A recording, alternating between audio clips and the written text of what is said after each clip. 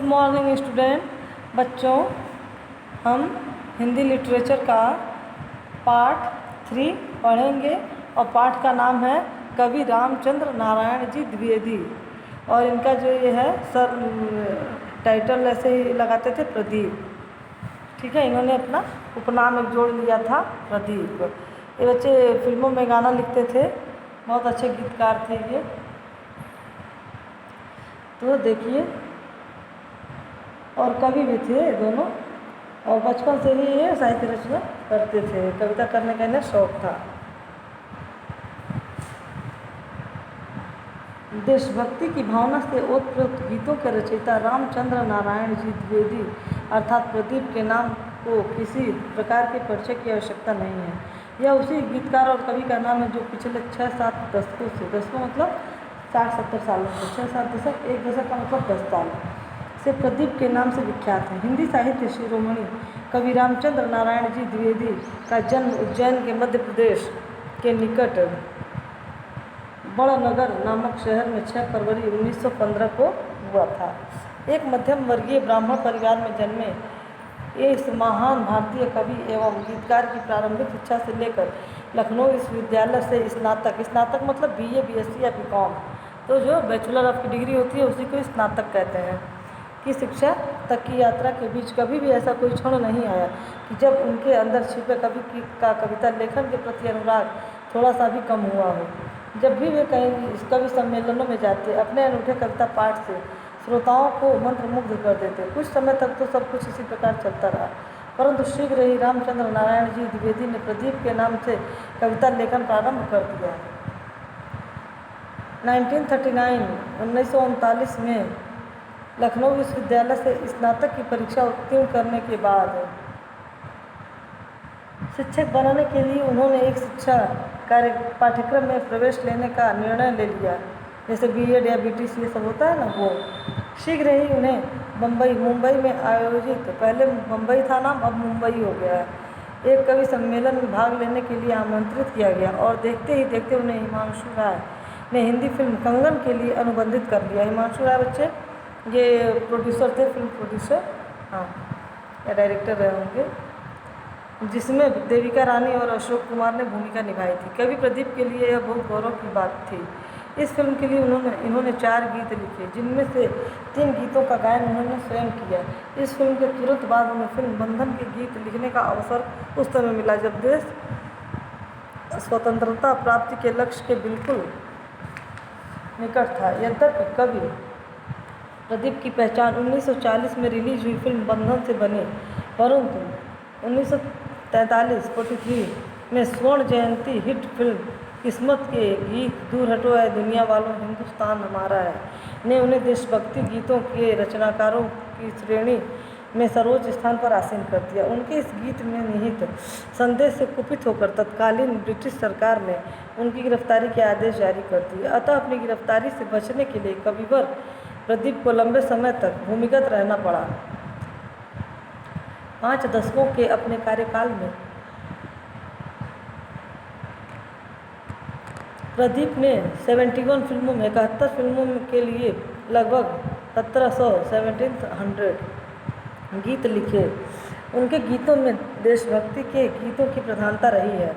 उनके द्वारा लिखे गए गीतों में फिल्म बंधन 1940 में चल चल रे नौजवान, फिल्म जागृति 1954 में आओ बच्चों तुम्हें दिखाएं, दे दी हमें आज़ाद बिना खड़क बिना ढाल आदि प्रमुख हैं। यही नहीं, 1962 के भारत चीन युद्ध के दौरान परमवीर मेजर शैतान सिंह भाटी की वीरता और अदम्य साहस से कवि प्रदीप इतने प्रभावित हुए कि उन्होंने देश की सीमा पर अपने प्राणों की आहुति देने वाले अमर शहीदों को श्रद्धांजलि के रूप में एक ऐसा चमत्कार कर दिखाया कि उनका यह गीत सदा सदा के लिए अमर हो गया। उस गीत के बोल थे, ऐ मेरे वतन के लोगों जरा आँख में भर लो पानी। संगीतकार श्री रामचंद्र चाहते थे कि इस गीत को स्वर कोकिला लता मंगेशकर गाएं, परंतु उन्हें लगता था कि समय के अभाव और व्यस्तता के कारण शायद वे इसे न गाएं। अतः कवि प्रदीप ने जब यह गीत लता मंगेशकर को सुनाया तो इस गीत को गाने के लिए वे सहर्ष तैयार हो गए, परंतु उनकी शर्त थी कि पूर्वाभ्यास के समय उन्हें स्वयं उपस्थित रहना पड़ेगा। 26 जनवरी 1963 यानी कि 1963 को दिल्ली के रामलीला मैदान में जब लता मंगेशकर ने इस गीत को गाया तो सर्वसाधारण ही नहीं, तत्कालीन प्रधानमंत्री पंडित जवाहरलाल नेहरू की भी आंखें भर आई थीं। कवि प्रदीप ने इस गीत का संपूर्ण राजस्व युद्ध विधवा कोष में जमा करने की अपील करके यह सिद्ध कर दिया कि वे एक उत्कृष्ट कवि ही नहीं, एक सच्चे मानव भी हैं।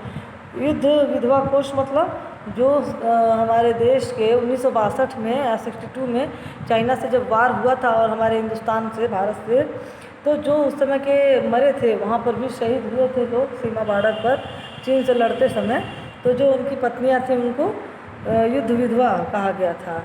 ठीक है, तो उस कोष में जमा करके उनको दे दिया गया था पैसा, जो इस गाने से पैसा मिला था, जो इनको मिलता।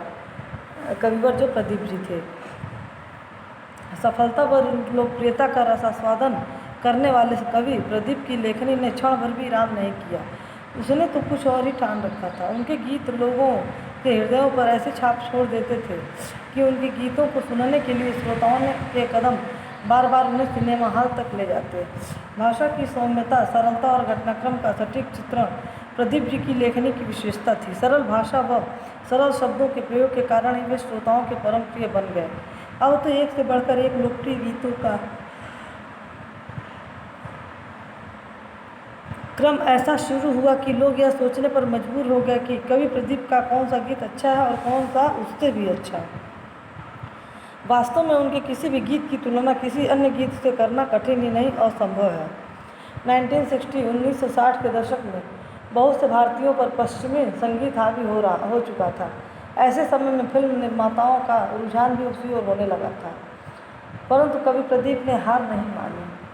ऐसी कठिन परिस्थितियों में भी उनके देश प्रेम में बिल्कुल भी कमी नहीं आई। उन्होंने तलाक, पैगाम आदि फिल्मों में गीत लिखकर पाश्चात्य की आंधी की दिशा ही बदल दी और वर्ष 1975 में जय संतोषी माँ फिल्म के गीतों से अपनी कला का लोहा मनवाया। कम बजट की इस फिल्म ने शोले जैसी बड़ी बजट की फिल्म जितनी ही आय अर्जित की, मतलब जितना शोले की कमाई हुई थी फिल्म की, उतनी ही जय संतोषी माँ की फिल्म भी कमाई की थी।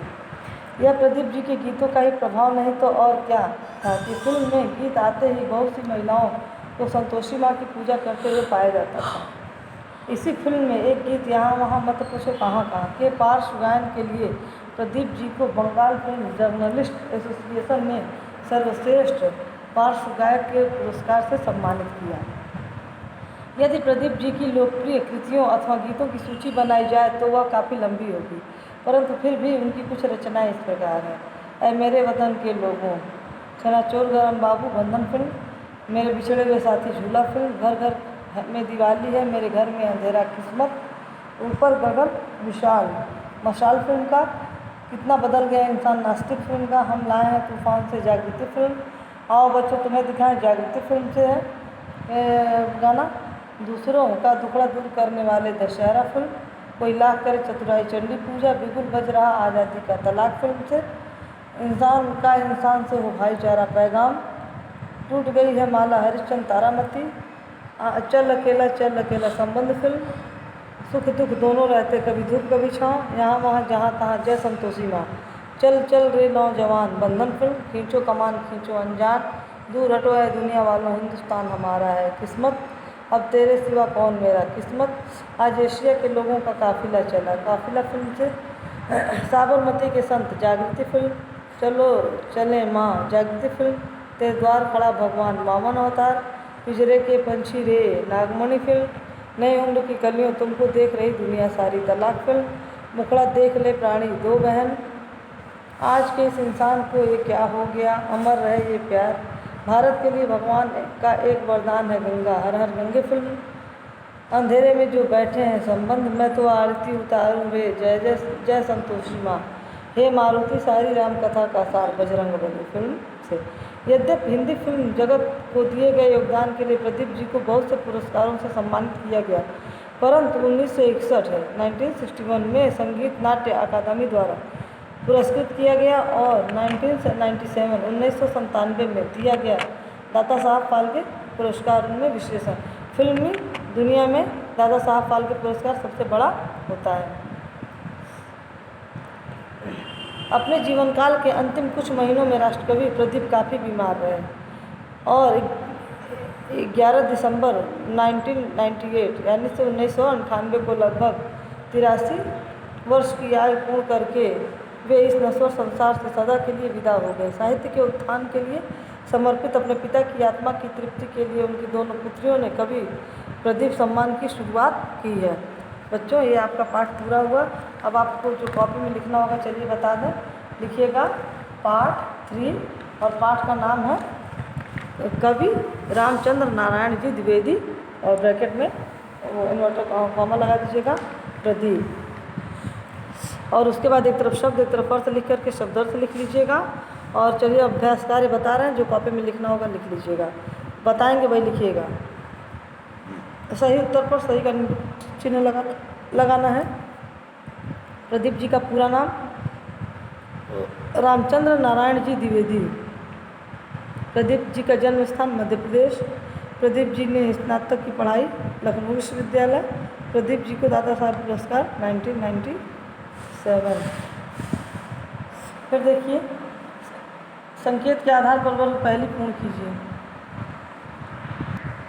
देखिए तीसरा, संकेत के आधार पर वर्ग पहली पूर्ण कीजिए। गीत लिखने वाला गीतकार, कविता लिखने वाला कवि, साहित्य लिखने वाला साहित्यकार, कहानी लिखने वाला कहानीकार, आंदोलन करने वाला आंदोलनकारी।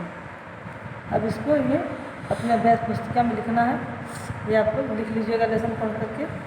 अब देखिए इसमें से जो है वो हम टिक लगवा दे रहे हैं, पैरा दिया हुआ है। तो जो आप लेसन पढ़ा गया, अभी हम लोग पाठ पढ़े हैं पूरा, तो उसी में से एक पैरा है। तो चलिए देखिए, कवि प्रदीप जी ने स्नातक की शिक्षा किस विश्वविद्यालय से उत्तीर्ण की थी? तो देखिए, कवि प्रदीप जी ने यहाँ से लेकर के उत्तीर्ण की थी तक कर दीजिएगा। फिर दूसरा, स्नातक की परीक्षा उत्तीर्ण करने के बाद प्रताप जी ने क्या करने का निर्णय लिया? स्नातक की परीक्षा उत्तीर्ण करने के बाद प्रदीप जी ने एक शिक्षक पाठ्यक्रम में प्रवेश लेने का निर्णय लिया। प्रदीप जी बम्बई क्यों गए थे? प्रदीप जी बम्बई एक कवि सम्मेलन में भाग लेने के लिए गए थे, यहाँ गए थे। चौथा, हिमांशु राय की हिंदी फिल्म कंगन में प्रदीप जी को कितने गीत लिखने का अवसर मिला? जहाँ कितने हैं 4 लिख दीजिएगा, बाकी सारा उस क्वेश्चन ही आंसर में उतार लीजिएगा। अब देखिए, हाँ इसको कॉपी में करना होगा आपको, ये कर लीजिएगा, होमवर्क दिया इसको कर लीजिएगा। प्रदीप जी का जन्म कब और कहाँ हुआ था? हम शायद एक ही बार पढ़ दे रहे हैं, तो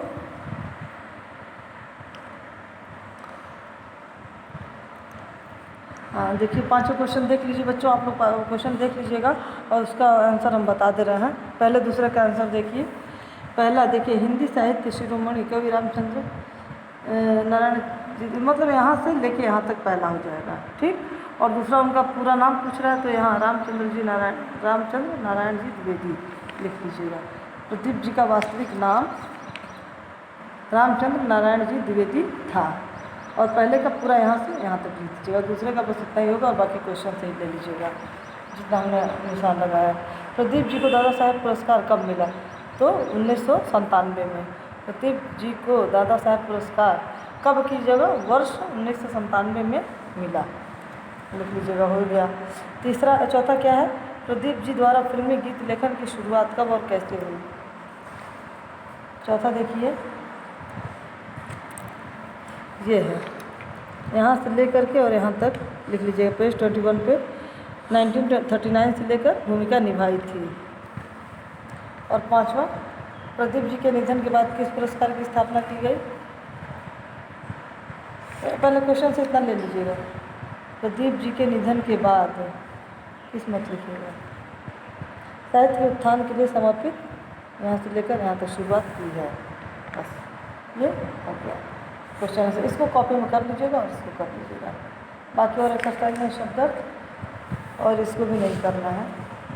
हम देखिए, पहले में ये रिक्त स्थानों की पूर्ति है, तो क्या पढ़ें? आप लोग तो पढ़ लेंगे, बड़े बच्चे छोटे बच्चे तो हैं नहीं, क्योंकि अक्षर समझाना है। हम जो लिखे हैं वो बोल दे रहे हैं, आप उसको आप भी अपने बुक में भर लीजिएगा। लक्ष्य पाश्चात्य, नारायण जी वीडियो में दिख रहा होगा आप लोगों को, दिख रहा है तो नज़दीक करोगे, दिख रहा। उत्थान पार्श्व गायन, ठीक, ये देख लीजिए इसको। और उसके बाद विपरीतार्थक या विलोम शब्द एक ही होता है। तो जन का मरण, अपमान, अशिक्षा, अनुत्तीर्ण, गंदगी, आस्तिक, अधर्म, अस्थायी, अस्वीकार, परतंत्र, ठीक। और उसके बाद उचित विशेषण लिखना, मानवीय, बेकारी, ये विशेष्य है, हमने विशेषण लिख दिया, मानवीय, उत्तम, सिंचाई, पूरे, गुणी, 5, श्रेष्ठ, सादा, ग्रामीण, मीठे, ये हो गया। और देखिए पर्यायवाची है, तो पर्यायवाची आप लोग हर क्लास में पढ़े हो, याद किए हो और आप लोगों को याद भी रहता है, तो ये बहुत कठिन नहीं है, इसको आप लोग भर लीजिएगा, लिख लीजिएगा। और देखिए ये दिए गए वाक्यों को निर्देशानुसार बदलना है, बदल करके लिखना है। तो ये जो दिया है निर्देश इसके अनुसार, तो ये देखिए भूत भविष्य काल का था, वर्तमान काल में बदलना है, तो यहाँ पे होंगे की बजाय आप है कर दीजिएगा, हो गया। और इसमें भूतकाल करना है तो है की जगह था हो जाएगा, पूरा सेंटेंस में से लिख दीजिए। निषेधात्मक यानी कि नकारात्मक, तो इसको क्या करना है, प्रारंभ में वे शिक्षक नहीं बनना चाहते थे, बस यहाँ नहीं लिख दीजिएगा, बस बाकी वैसे सेंटेंस पूरा उतार लीजिएगा। और विस्मय सूचक हे राम, 83 वर्ष की आयु में उनका निधन हो गया, ठीक। तो यहाँ हे राम पहले करके और उसका चिन्ह लगा दीजिएगा विस्मय बोधक का, बस। और उसके बाद सेंटेंस उतार लीजिएगा। ये आपका पार्ट 3 पूरा हुआ।